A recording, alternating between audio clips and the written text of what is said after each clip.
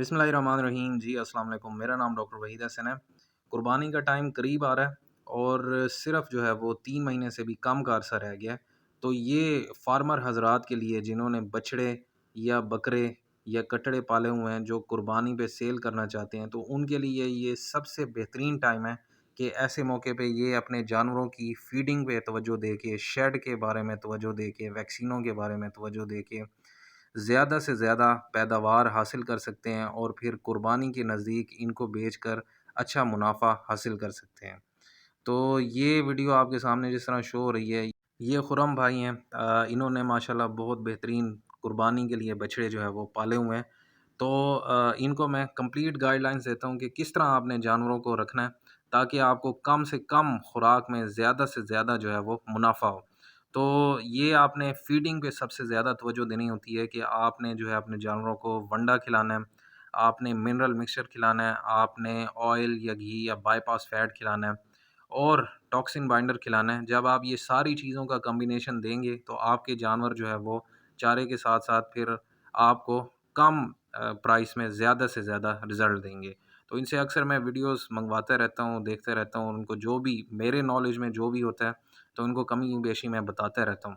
तो ये बेहतरीन टाइम है, आप अपने जानवरों को वंडा भी दें, ताकि जो है वो ग्रोथ अच्छी करें और मिनरल मिक्सचर, टॉक्सिन बाइंडर, घी वगैरह, ताकि जो है वो आपको अच्छा रिज़ल्ट दें। और साथ-साथ अब क्योंकि गर्मी शुरू हो रही है, तो गर्मी से लाज़मी जानवरों को बचाएँ, क्योंकि सबको पता है, फार्मर हज़रात जो तजर्बाकार हैं, कि जब ठंडक का मौसम होता है या बहार का मौसम होता है, फरवरी, जनवरी के एंड में, फरवरी और मार्च का कुछ पोर्शन, उसमें गर्मी कम होती है, तो उस वक़्त जानवर की ज़्यादा ग्रोथ हो रही होती है।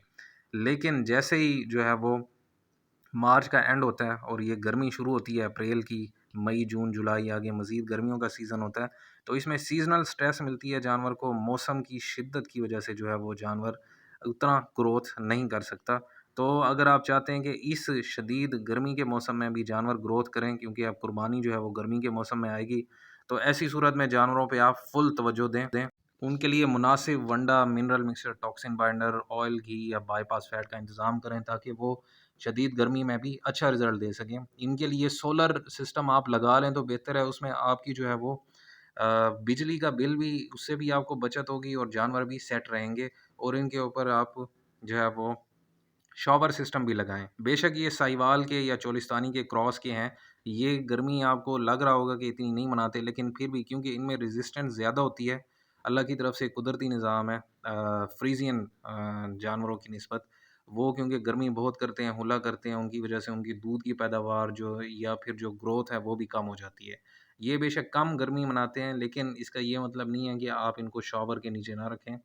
आप अगर शॉवर का निज़ाम करेंगे, तो उससे इनकी ग्रोथ भी अच्छी होगी, क्योंकि इनको ठंड लगी रहेगी और ठंड में आपको पता है कि ग्रोथ जानवर की अच्छी होती है।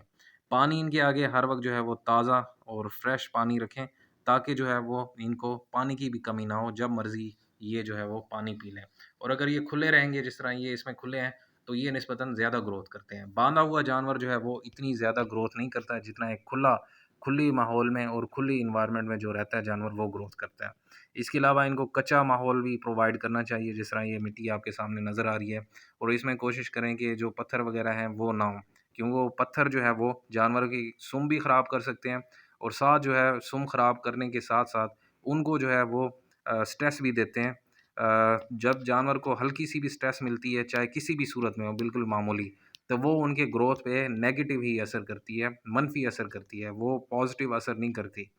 तो ये इन चीज़ों का लाज़मी ख़्याल करें। अब वनडे की जो मिकदार होती है, या टॉक्सिन बाइंडर या मिनरल मिक्सचर या ऑयल, घी या बाईपास फैट, उनकी जो मिकदार है वो हर जानवर के लिए मुख्तलिफ होती है। तो उसके लिए आप मेरे साथ व्हाट्सएप नंबर पे ये मैं या कमेंट्स में आप रब्ता कर सकते हैं। व्हाट्सएप नंबर पे मेरे पेड कंसल्टेशन भी आप ले सकते हैं, जिसमें मैं आपको कंप्लीट बताऊँगा कि कौन से जानवर को आपने क्या खुराकें देनी है, उनकी डिवर्मिंग कब करनी है, कैसे करनी है, कितनी डोज़ देनी है, और बाकी जानवर अगर बीमार होगा तो उसमें आप उसकी क्या केयर कर सकते हैं। मज़ीद यहाँ मैं बताऊँ कि आपने जो है अपने जानवर के लिए पानी का निज़ाम जो है वो सही रखना है, क्योंकि पानी की इनको जो है वो अशद ज़रूरत होती है।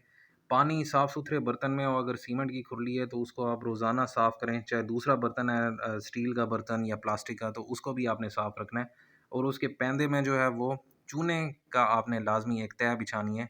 चूने का आपको ये फ़ायदा होगा कि उसमें जो काई जमती है सब्ज़ रंग की, तो वो नहीं जमेगी और काई ना जमने की वजह से जो है जानवरों को जरासीम से पाक साफ़-सुथरा पानी मिलेगा। चूना जो है वो जरासीमों को भी मारेगा, काई को भी मारेगा और साथ चूने में क्योंकि कैल्शियम होता है, चूने का फ़ार्मूला भी है कैल्शियम कार्बोनेट, तो उसकी वजह से जानवर को जो है वो कैल्शियम भी थोड़ा बहुत मिलता रहेगा क्योंकि कुछ हद तक जो है वो चूना इसमें हल पज़ीर है। अब अगर जानवरों को आप साइलेज खिला रहे हैं तो उस सूरत में आपको मीठा सोडा भी आपने देना है। तो मीठा सोडा भी लाज़मी है, वो भी आप बेशक थोड़ी-सी मिकदार दें लेकिन लाज़मी दें। मीठे सोडे के बारे में डिटेल से मैंने वीडियो बनाई हुई है कि कौन से जानवर को आप कितना दे सकते हैं, तो उसका जो लिंक है मैं डिस्क्रिप्शन में दे देता हूँ। बाकी ये है कि वंडा जो है वो आपने जानवरों को लाज़मी देना है जिस तरह मैंने पहले बताया। तो वंडे की जो मिकदार है वो जानवर के जो है वो वज़न के हिसाब से होती है और उसके हाज़मे की सलाहियत के मुताबिक होती है। एक जनरल मैं मिकदार आपको बता देता हूँ कि आप जो है अपने जानवरों को 1 से डेढ़ फ़ीसद जो है वो जानवर के जिस्मानी वज़न का आप दे सकते हैं। एक वज़न होता है लाइव वेट, एक वज़न होता है जो गोश्त का वज़न। तो मैं यहाँ पे लाइव वेट की बात कर रहा हूँ। उसके जिस्म का वज़न, उसके गोश्त के वज़न की बात नहीं कर रहा, उसके जिस्म की वज़न की बात कर रहा हूँ। तो वो आपने जो है 1.5% ऑफ द बॉडी वेट देना है। तो वो मौसम के लिहाज़ से अगर गर्मी ज़्यादा है तो उस लिहाज़ से कुछ वनडे की मिकदार कम हो जाएगी। अगर जो है वो सर्दी है तो उसमें वनडे की मिकदार जो है वो ज़्यादा हो जाएगी ताकि जो है जानवर सर्दियों में भी अच्छी ग्रोथ कर सके। क्योंकि सर्दियों में जानवर को ना सिर्फ़ अपनी ग्रोथ करनी होती है, बल्कि सर्दी से बचने के लिए अपना बॉडी टेम्परेचर इंक्रीज़ करने के लिए भी उसे एनर्जी की ज़रूरत होती है। इसलिए सर्दियों में जो है वो जानवर को एनर्जी राशन की, चाहे उसमें वंडा शामिल है या खल या दलिया या ऑयल घी या बाईपास फैट, उसकी मिकदार जो है वो ज़्यादा चाहिए होती है ताकि वो अपना बॉडी टेम्परेचर भी मेंटेन कर सके। अब बात करते हैं डिवर्मिंग की। अगर आप चाहते हैं कि आपके जानवर जो है वो सेहतमंद रहें और उनमें पेट के कीड़े ना हों और ख़ास तौर पे अगर आपके जानवर चराई करते हैं तो ऐसी सूरत में आप हर 2 महीने या 3 महीने बाद जो है वो लाज़मी इनकी जो है वो डिवर्मिंग करें। डिवर्मिंग का असल तरीक़ाकार तो ये है कि आप इन जानवरों का अपने जानवरों का पाख़ाना जो है वो करीबी डिस्ट्रिक्ट की लैबॉरेटरी में ले जाएँ। वहाँ पे वो टेस्ट करेंगे, उनको पता चलेगा कि कौन से कीड़े हैं तो वो रिपोर्ट बना कर देंगे। तो वो आप कमेंट्स में या मेरे व्हाट्सएप नंबर पे रब्ता कर सकते हैं और वो रिपोर्ट दिखाकर तो मैं आपको दवाई रिकमेंड कर दूँगा कि आप कौन-सी दवाई दे सकते हैं। तो वो दवाई आप देंगे तो इंशाल्लाह आपको उसका अच्छा रिज़ल्ट मिलेगा। और डिवर्मिंग में फिर ये पेट के कीड़ों की दवाई 10वें दिन जो है वो रिपीट भी करनी होती है, दोबारा भी देनी होती है। क्योंकि उसमें ये होता है कि एक दफ़ा आपने पेट के कीड़ों की दवाई दी, तो उस मौके पे जो पेट के कीड़े होंगे वो मर जाएँगे। लेकिन उन्होंने उन्होंने क्योंकि अंडे उतारे हुए हैं या जानवर चराई पे जा रहा है तो जिन जानवरों ने पहले वहाँ पाख़ाना किया हुआ था, उस पाख़ाने में बाकी कीड़ों के अंडे होते हैं, तो वो दोबारा जानवर सूंघता है या लिक करता है, तो उस वजह से दोबारा जानवर के पेट में वो अंडे चले जाते हैं। उसमें से फिर बच्चे निकलते हैं, तो वो जो बच्चे हैं, वो दोबारा फिर बड़े होके पेट के कीड़े उसी तरह बन जाते हैं। तो इसलिए 10वें दिन भी रिपीट करना ज़रूरी है। तो ये चंद एक गुज़ारिशात थी। उम्मीद है आज के सेशन से आपको काफ़ी फ़ायदा हुआ होगा। मज़ीद भी अगर आपके ज़हन में कोई सवाल है तो आप कमेंट्स में या मेरे व्हाट्सएप नंबर पे रब्ता कर सकते हैं और डिस्क्रिप्शन में मौजूद वीडियोज़ भी आप देख सकते हैं। तो दुआ में याद रखिएगा। अल्लाह आपका निगहबान हो। अल्लाह हाफ़िज़।